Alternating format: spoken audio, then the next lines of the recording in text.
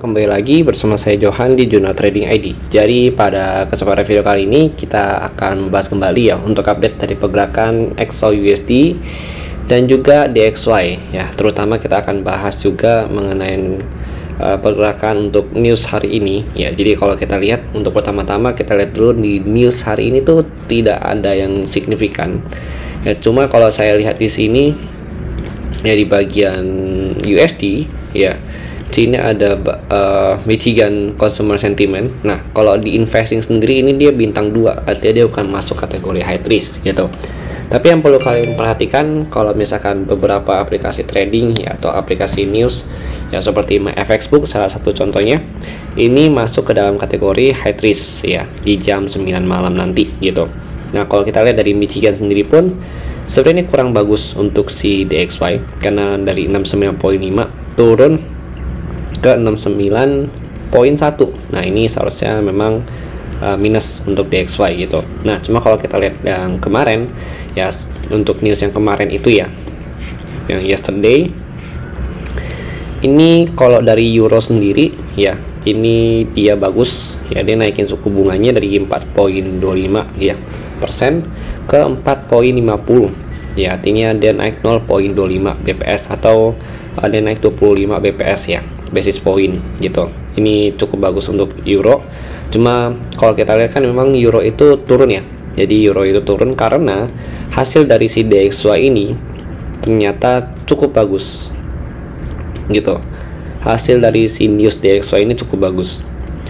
Jadi untuk ekspektasinya seharusnya sini dari 0.7 underrate ya ke 0.4, ternyata hasilnya itu 0.6. Walaupun kalau kita lihat dari 0.7 ini dengan hasil aktual 0.6 itu tidak sebagus dari yang bulan kemarin gitu. Di atas ekspektasi tapi di bawah hasil aktual bulan kemarin gitu.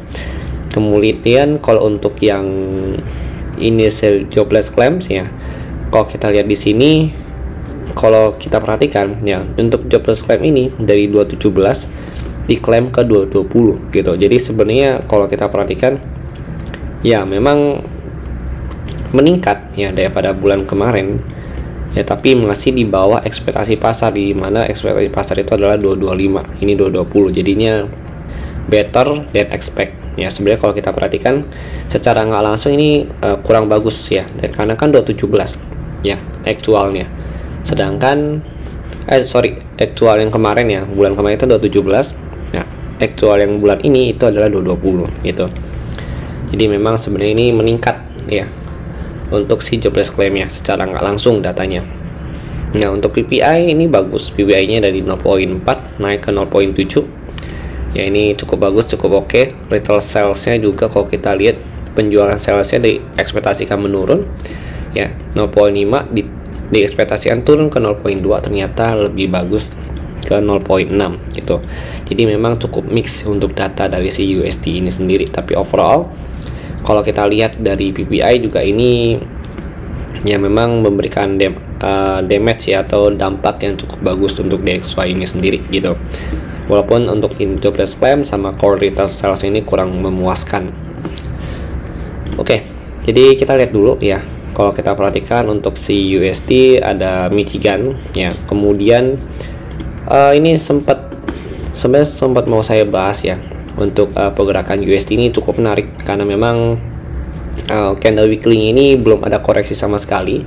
Jadi mungkin nanti untuk pembahasan full kita akan bahas di video weekly seperti biasa ya. Jadi stay tune aja kalian. Nanti kita akan bahas full untuk DXY di video weekly.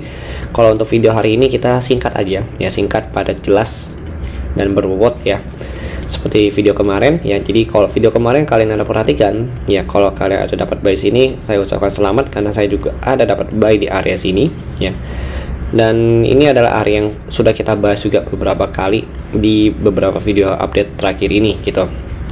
Nah ini kalau kita perhatikan si gold ini udah nyampe ke area 1915, 1917, di mana ini adalah area breakout key dia ya. Kalau kita lihat sini nih, ini adalah area breakout dari tanggal 12 September 2023 gitu. Ya, ini area breakout ya. Jadi dia ketahan nih di area breakout ini. Ini sebenarnya jadi selling point pertama kita. Cuma saya masih wait and see dulu ya. Saya masih belum berani ambil sell dulu karena posisinya kemarin itu DXY hijau ya. XAU-USD juga hijau gitu. Begitu DXY turun sedikit, USD XAU ini atau si gold ini justru kenaikannya malah lebih banyak daripada penurunan dari si DXY. Nah, begitu DXY naik, si gold ini turunnya sedikit. Nah, ini biasa tuh ciri-ciri kalau gold itu sebenarnya mau nge-push ya harganya ini untuk naik kembali ke atas gitu. Kemudian kita lihat juga ya, coba kita lihat data pendukung. Untuk ini kita lihat dari open interest ya. Jadi open interestnya ini kalau kita perhatikan, coba kita refresh dulu.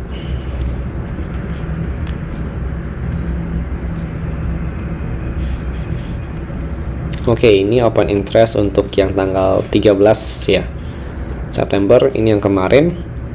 Kalau kita perhatikan si gold ini kan sekarang lagi di harga 1915 ya. 1915 jadi area support dia. Jadi ini adalah multiple supportnya itu sampai 1930 ya. Terutama area 1930 nih, 1930, 1920 ini cukup banyak diminatin oleh pasar ya, dimana ada put money sekitar 1920 itu ada put money sebesar 394 ya, 920. Kemudian 930 ini di bold sama pasar itu ada 480 ya, put money-nya sama call-nya itu sekitar 416. Jadi kenaikan bisa dikatakan target pertamanya si gold itu ada di 1920, terus target keduanya itu ada di 1930 gitu. Untuk kenaikan yang saat ini ya, untuk kenaikan saat ini si gold ini ya 1920 berarti dia nyampe di area golden ratio pertama ya. Ini berarti jadi area selling point yang kedua ya. Ini selling point pertama high risk, ini yang medium risk. Nah, kemudian yang 19 berapa tadi? 1930 ya. 1930 ini jadi bisa jadi area selling point yang ketiga kita gitu. Kurang lebih di area sini nih 1930. Nah, ini yang saya katakan kalau bisa jangan langsung sell di 1927 walaupun range harganya itu dari 1927 ya.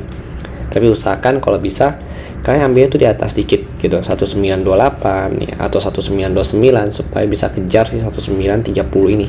Gitu, SL-nya di atas 1930 atau 19 ya bisa di 1934 atau 1936 kalau kalian mau lebih barbar gitu ya. Tapi saran saya mendingan di bawah 50 pip, di bawah 60 pip aja ya, maksimal lah 60 pip untuk SL-nya gitu. Jangan lebih dari 60 gitu. Karena udah nggak worth it kalau menurut saya pribadi gitu secara money manajemennya. Oke, jadi ini kalau ini sih saya nggak begitu recommended untuk sell ya di sini sebenarnya. Tapi kalau misalkan kalian mau scalping ya dengan high risk ya, dengan konsekuensi high risk ya sebenarnya nggak masalah gitu. Kalau saya memang lebih prefer untuk nge-sell di 1920-an ya, tepat di area golden ratio ya. Sorry, ini bukan golden ratio, ini yang kemarin. Nah, di sini. Nah, ini kita update lagi untuk si Fibo nya ya. Jadi kalau untuk area golden ratio nya itu di sini. Kalau saya sih lebih prefer untuk nge-sell-nya itu di 1920, masih sama gitu. 1920 itu berarti mendekatin area si golden ratio 61.8 di sini. Gitu. Tepat di area garisnya si 61.8 ya, 1620. Nantinya untuk area ini pun kalau kita misalkan nggak pakai Fibo ya, misalkan kita nggak pakai Fibo, kita akan ketemu area base-nya yang di sini. Nah, ini ada area sedikit base kecil ya. Kalau kita perhatikan sini, base ini itu belum disentuh atau bahasa itu belum di retest oleh market ya, base yang ini gitu. Jadi ini masih ada peluang yang cukup bagus untuk dia naik kayak ke sini, retest, baru dia nanti coba turun ke 1915 gitu.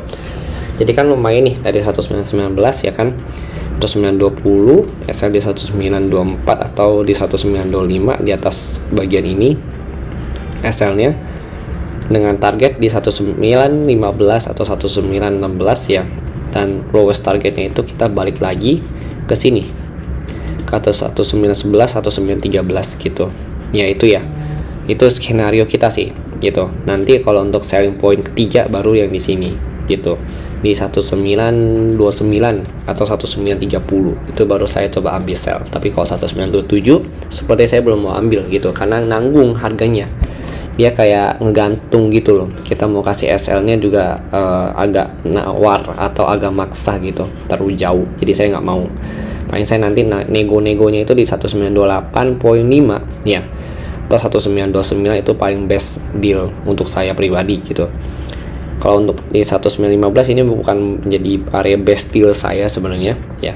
Untuk dealing best saya itu kurang lebih 1919 atau 1920 ya. Jadi gitu ya, itu saya sebenarnya kasih tahu kalian area-area ini fungsinya apa, supaya kita itu bisa punya apa ya, kayak pandangan gitu ya untuk trading hari ini. Oh, kalau misalkan ini tuh area-areanya tuh potensial tapi ini bahaya gitu ya, ini potensial tapi ini resiko lebih rendah ya, ini potensial tapi resiko lebih rendah lagi gitu. Jadi sebenarnya tetap adanya namanya resiko, cuma kita berusaha ya semaksimal mungkin untuk meminimalisir resiko yang ada gitu. Itu fungsinya kita belajar mapping, kita tahu chart ya, kita bisa baca market, itu fungsinya gitu. Oke. Dan nanti kalau untuk buying point lagi, sebenarnya kalau untuk base ya, kalau misalkan dia turun sesuai dengan yang kita rencanakan hari ini ya, buying pointnya lagi itu kurang lebih di 1902 ya, 1900 lagi ya, saya preferensi di sini. Kalau di sini saya nggak prefer lagi karena ini udah jadi beberapa kali tembus ya. Jadi Mas Peter sih 1900 1902 aja untuk buying pointnya di area bawah sini gitu. Oke, jadi mungkin itu sih kalau dari saya. Kalau dari DXY nya sendiri pun dia udah tembus, jadi ini breakaway gap ya, udah ditutup gapnya di sini dengan satu hentakan naik ke atas ya dari area CPI itu. Kalau misalkan DXY-nya mau turun lagi ya, berarti minimal dia itu harus ngebreak dulu nih. Ngebreak dari mana? Kalau kita lihat sini kan ada area resisten ya, di sini resisten, ini support. Nah, dia harus ngebreak dari area support ini gitu. Ngebreak support ini baru dia cari area support terendahnya lagi. Kalau support terdekat untuk si DXY ini ya, kalau kita perhatikan di sini itu ada di 105 pas gitu. Nah, ini adalah area breakout 105 nya dia di bagian sini kalau kita lihat. Nah, ini area breakoutnya dia. Jadi kemungkinan besar dia untuk melintas ke sini, support pertama, support kedua itu baru di bagian sini 104.6 sampai 104.8 gitu. Oke, itu kalau untuk DXY. Nah, nanti untuk Euro USD sama GBP USD akan saya update manual di Telegramnya Juna Trading ID, dan juga Instagram akan saya update kembali ya. Jadi kalian stay tune aja. Dan terima kasih untuk kalian sudah menonton dan juga sudah support channel Juna Trading ID hingga saat ini ya. Saya sangat bersyukur ya karena kalian selalu support untuk channel ini, dan saya juga semakin semangat untuk membuat konten yang seperti ini ke depannya gitu. Terima kasih. Kalau kalian ada tambahan yang ingin kalian tambahkan, atau misalkan Bang Johan ada yang kurang nih, saya mau tambahin lagi, boleh banget kalian tambahkan di kolom komentar. Oke, terima kasih dan sampai jumpa pada video berikutnya.